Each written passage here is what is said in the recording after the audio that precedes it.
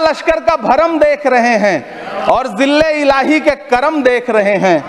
ताकत का नशा अक्ल पे हावी है तुम्हारी, तुम देख न पाओगे जो हम देख रहे हैं। ये चूनर धानी धानी भूल जाते, ये पुरवा की रवानी भूल जाते, जो आकर 4 दिन गांव में रहते तो सारी लंतरानी भूल जाते। कि जो सच और झूठ में दूरी है वो दूरी समझते हैं, सियासी हाकिमों की हम भी मजबूरी समझते हैं। वो अपना हक समझते हैं निवाला छीन लेने को, डकैती को बहुत से लोग मजदूरी समझते हैं। हमें पता है कि कैसी मजदूरी की जा रही है। धन्यवाद सभापति महोदय, आपने मुझे आम बजट पर बोलने का मौका दिया। Sir my time.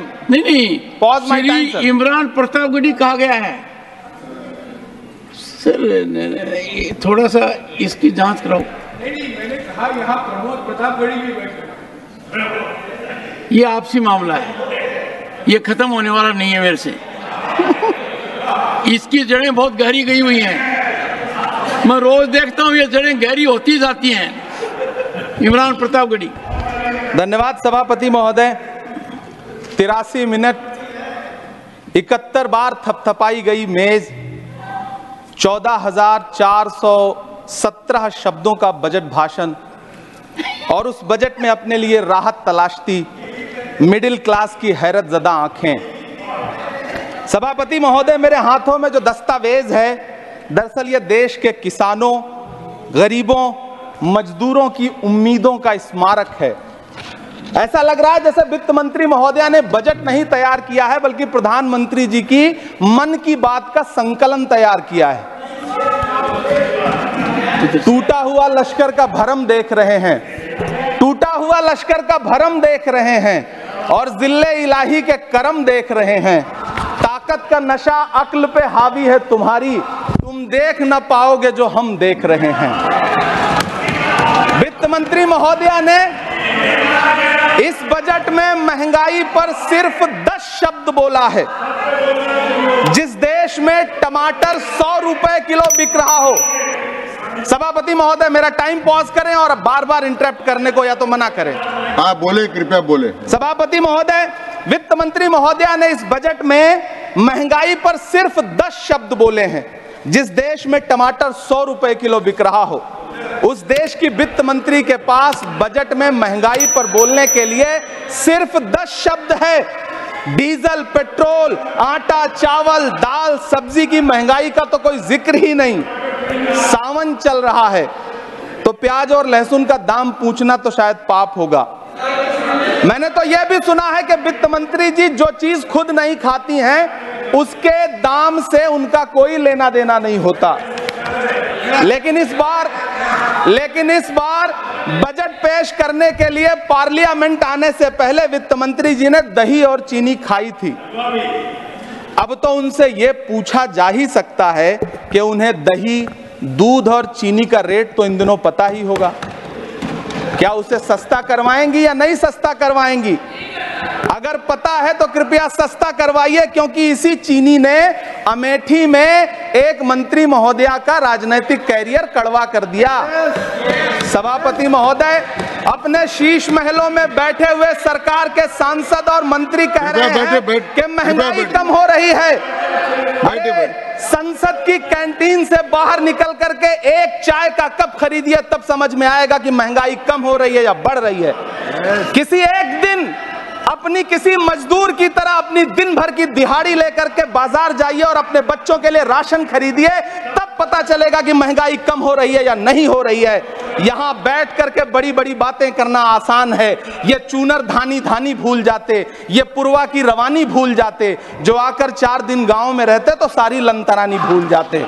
सभापति महोदय, इलेक्टोरल बॉन्ड खरीदने के नाम छुपाने वाली सरकार, इलेक्टोरल बॉन्ड खरीदने वालों के नाम छुपाने वाली सरकार इन दिनों आम के ठेला लगाने वालों के नाम जानना चाहती है। मुझे तो होटलों, ढाबों या आम के ठेलों पर नेम प्लेट लगवाने वालों से पूछना है कि कभी खून की बोतल पर देखा है किसी का नाम लिखा हुआ? मुझे पूछना है कि क्या कोरोना के दौरान अपनी उखड़ती हुई सांसों के लिए ऑक्सीजन तलाशने वाले किसी इंसान ने ऑक्सीजन लाने वाले किसी इंसान से पूछा था कि ऑक्सीजन लाने वाला इंसान हिंदू है या मुसलमान है? मुझे पूछना है कि लावारिस लाशों के लिए कोरोना में कांधा देने वाले, चिताओं के लिए लकड़ियां सजाने वाले किसी इंसान से पूछा गया था उसका नाम, उसका मजहब? लेकिन इन दिनों पूछा जा रहा है सभापति महोदय। अफसोस, देश के प्रधानमंत्री जी ने कभी न टूटने वाली चुप्पी ओढ़ ली है। सभापति महोदय, जनता ने 63 सीटें कम क्या कर दी? ये सरकार तो अमृतकाल का नाम लेना ही भूल गई। ये भूल गई है अमृतकाल को, ये भूल गई है मनरेगा को, ये भूल गई है मौलाना आजाद नेशनल फेलोशिप को, ये भूल गई है मणिपुर को, ये भूल गई है महाराष्ट्र को। मुझे गर्व है कि मैं राज्यसभा में महाराष्ट्र का प्रतिनिधित्व करता हूं। महाराष्ट्र जो देश की आर्थिक राजधानी है, जो टोटल कॉर्पोरेट टैक्स का 40%, इनकम टैक्स का 32% और जीएसटी का 20% इस देश को देता है, उस महाराष्ट्र के लिए इस बजट में एक शब्द नहीं है। आप बैठ जाए सभापति महोदय, आखिर महाराष्ट्र से किस बात का बदला लिया जा रहा है? महाराष्ट्र में लोकसभा चुनाव में बाबा साहब अम्बेडकर के संविधान को बचाने के लिए वोट क्या कर दिया? प्रधानमंत्री जी तो महाराष्ट्र से बदला लेने पर उतर आए। अब तो शायद उन्हें याद भी ना हो यवतमाल का वो दाभड़ी गांव जहां 20 मार्च 2014 को वो किसानों के साथ चाय पर चर्चा करने गए थे और उनकी किस्मत बदलने के सपने दिखाए थे।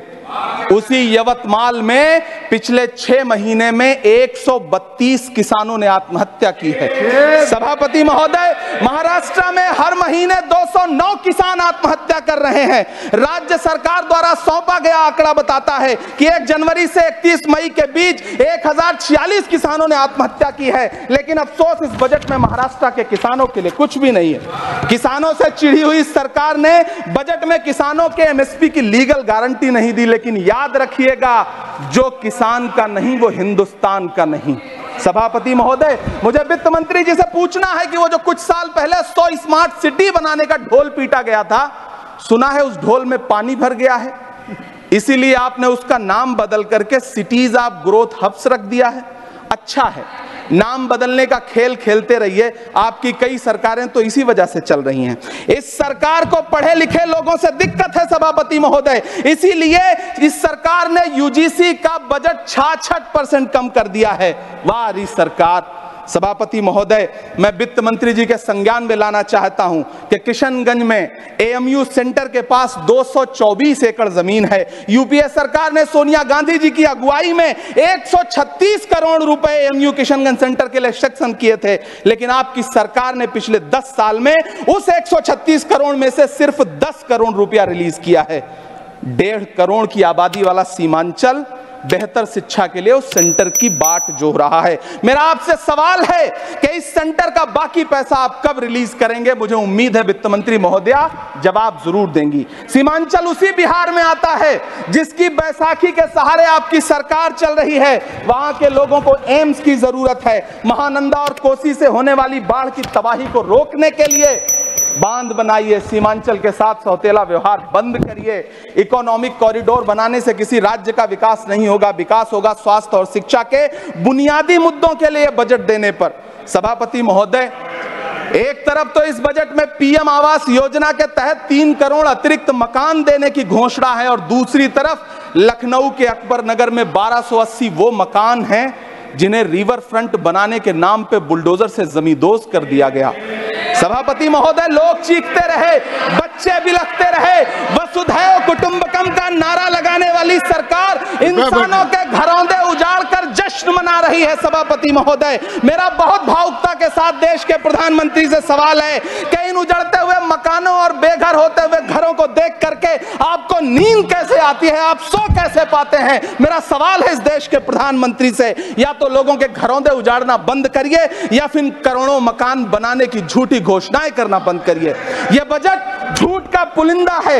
ये बजट आपके पिछले साल के बजट का कट कॉपी पेस्ट है।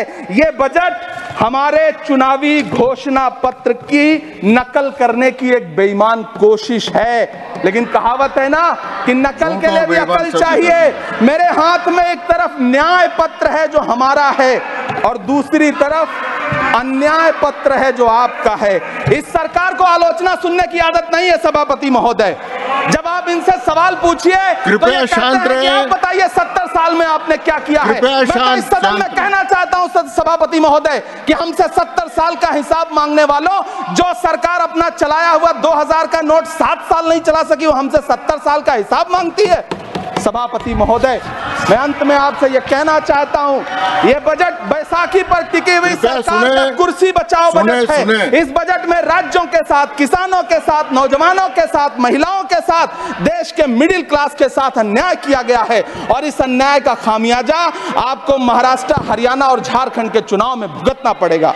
सभापति महोदय, इस सरकार ने नोटबंदी लगाकर देश की आम जनता की पूंजी छीन ली। बैठे नहीं बोले, कृपया टैक्स लगा करके छोटे व्यापारियों के कारोबार छीन लिए, पेपर लीक करवा करके युवाओं की आंखों से नौकरी के सपने छीन लिए, अग्निवीर लाकर देश के जवानों की उम्मीदें छीन ली, बुलडोजर लगाकर लोगों के आशियाने छीन लिए, महंगाई लाकर देश की जनता की थाली से निवाले छीन लिए और नारा लगाया कि हम तो सेवक हैं, 18-18 घंटे काम करते हैं। इन्हीं लोगों के लिए किसी ने शेर कहा है कि जो सच और झूठ में दूरी है वो दूरी समझते हैं।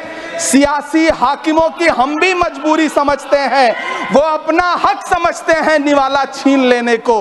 डकैती को बहुत से लोग मजदूरी समझते हैं। हमें पता है कि कैसी मजदूरी की जा रही है। सभापति महोदय, मैं यहाँ खड़ा होकर के अंत में आपसे कहना चाहता हूँ कि इस बजट में तमाम राज्यों के साथ अन्याय किया गया है। इस बजट में युवाओं के साथ अन्याय किया गया है, महिलाओं के साथ अन्याय किया गया है और खास तौर से महाराष्ट्र के लिए कुछ नहीं रखा गया है। महाराष्ट्र बाढ़ से जूझ रहा है, पानी बरसने से वहां 1500 से ज्यादा लोग मारे गए हैं। उस शहर को, उस राज्य को 4000 करोड़ के पैकेज की जरूरत है ताकि जो फसलें बर्बाद हुई हैं लोगों को राहत दी जा सकी। लेकिन अफसोस, इस बजट में महाराष्ट्र के लिए ऐसा कुछ भी नहीं है। मैं आखिर में यह कहना चाहता हूं कि पिछले 7 दिन से इस बजट का बड़ा ढिंढोरा पीटा जा रहा है, इसे महान बताया जा रहा है।